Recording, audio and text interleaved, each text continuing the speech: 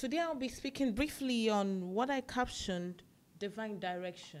And we're taking our theme today from the book of Ruth, Ruth chapter number 1 from verse 1. And it says, "Now it came to pass in the days where the judges ruled, and there was a famine in the land, and a certain man of Bethlehem, Judah, went to sojourn in the country of Moab, him and his wife and his 2 sons.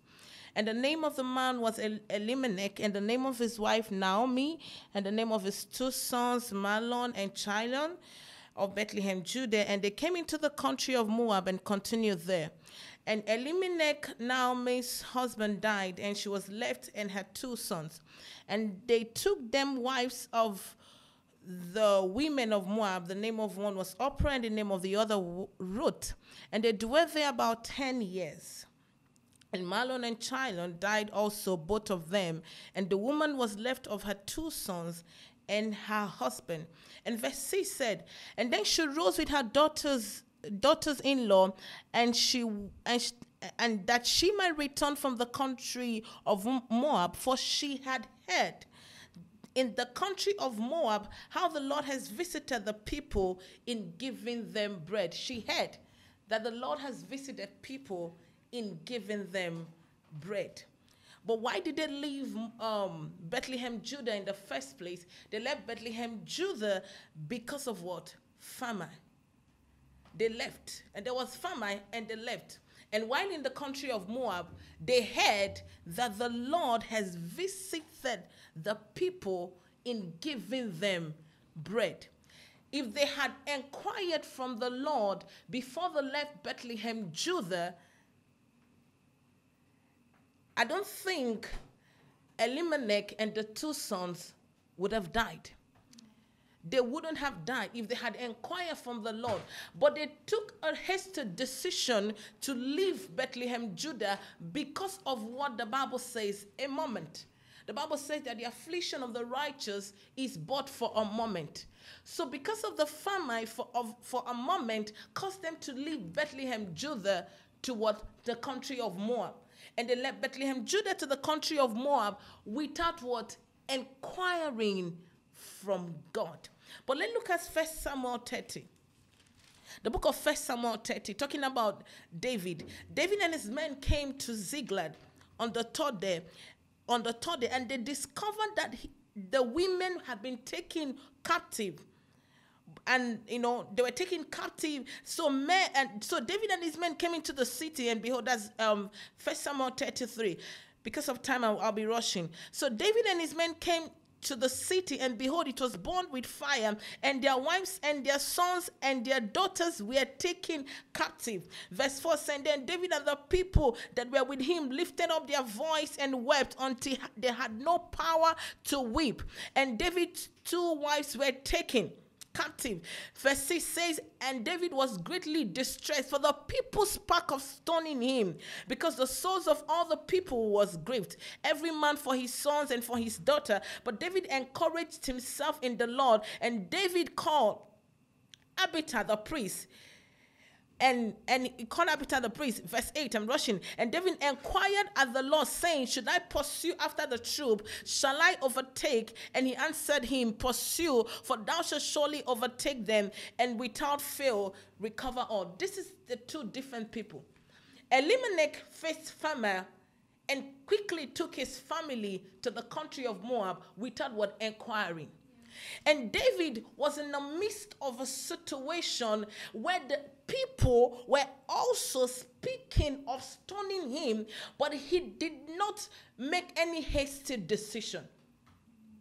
He did not make any hasty decision. He seeked for, in that chaos, he still looked out for a place to inquire from God if he should go. And God said what? Go. And until he heard from God, he wasn't moved. He wasn't ready to take any decision until he heard from God. He inquired from God if he should take a step in the midst of that trouble. And David was a man, before he takes up, he goes, "God, should I go? Where do I go?" I've read somewhere also in book of Samuel, I think Samuel chapter 1 there, about David wanted to go to city. He said, "God, should I go?" And God said what? go. And he asked God, which of the cities should I go? God said, go to the what? The city of what? Hebron. David is a man who inquired from the Lord for specific direction. For specific direction. Elimelech, there was a farmer. And he took off to the country of Moab. Without inquiring, not knowing that. And then in the country of Moab, verse 6 said, he heard how God has visited the people with bread.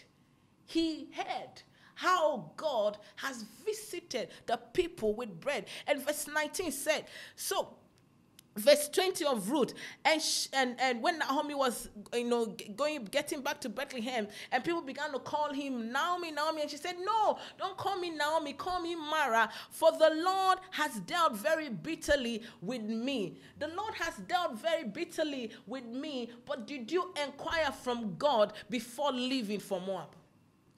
You did not inquire from God. So there are certain times, there are certain moments in our life. The Bible says, weeping may endure for a night, but joy cometh in the morning. So as a child of God, he said, the afflictions of the righteous is but for a moment. That means the righteous is certainly going to face an affliction. There are times that affliction will come. But God says is what is but for a moment. And in that moment is a very trying time for every believer. It's a very trying time. It's a time where you make hasty decisions. Many young girls today rush into marriage because of what? Not because they love the person, not because they desire to settle down at that particular time, but because of the moment they are in. The moment they are in. And they see it as an opportunity to get away from their financial burden. Now it's an opportunity to get away. And when they get married, they begin to go through that another moment, and they begin to speak like what Naomi is saying, the Lord has dealt bitterly with me. But did you inquire from God before making that decision? Do you ask God, though I am facing some challenging times right now, is this man the right person for me? Is this opportunity the right opportunity for me? So because I'll always hear myself, my father in the Lord, Pastor Peter, he will tell you that, he said, good ideas are not always God's idea. Good idea are not always God's idea. And the God that we serve is the God that wants to be be part of our moment. He wants to be part of our moment. He said in the book of Isaiah, he said, I, the Lord, will lead you in the way that you should go, and I will teach you how to profit. Faith Victory Radio.